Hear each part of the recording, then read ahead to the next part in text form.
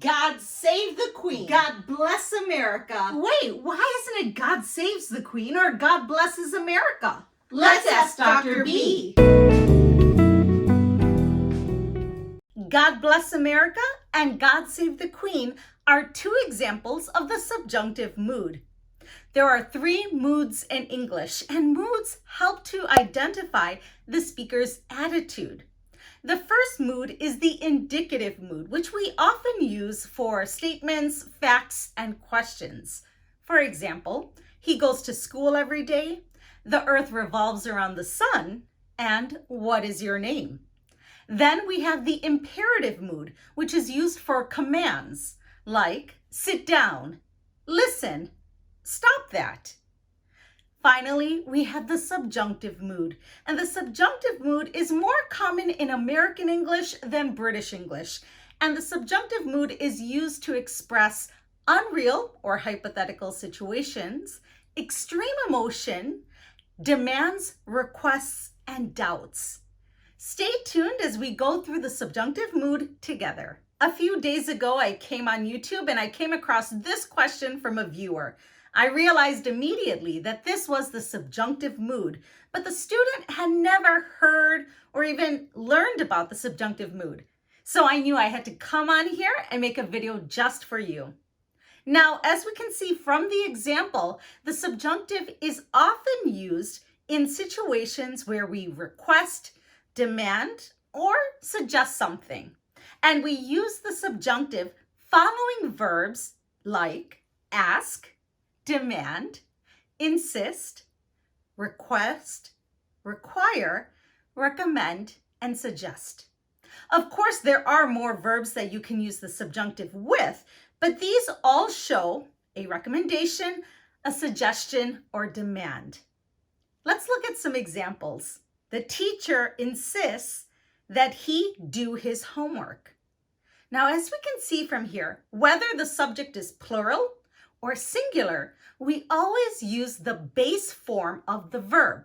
We don't add s, we don't add the word to, and there isn't a change in the verb. It's the base form of the verb.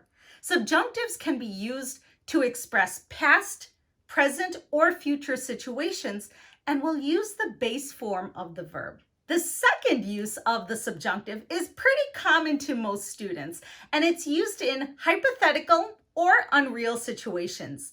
We often use the subjunctive when we use the verb wish. For example, I wish I were rich.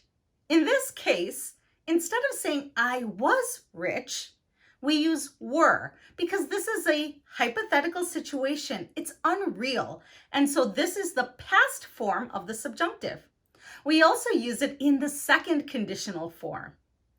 If I were you, I would study harder. Here, if I were you, I'm not you, so I can use were in the subjunctive form.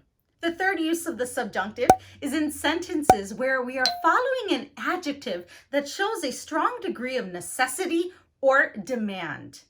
Some of these adjectives include crucial, critical, essential, important, imperative, and necessary. Here are some examples of how we would use the subjunctive in the that clause following these adjectives. Now keep in mind the word that is optional in these clauses. It is essential that humans drink water every day.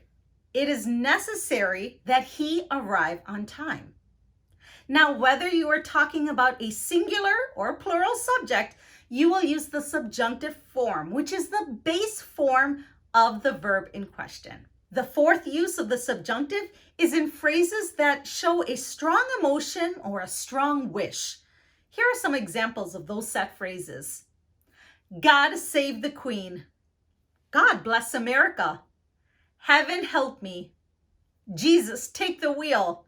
Now, these are phrases that were showing a strong emotion and a strong desire. So therefore, we're going to use the subjunctive mood.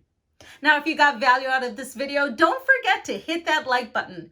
And if you have any questions about the English language, drop them in the comment section. You never know. I may just make a video out of your question next.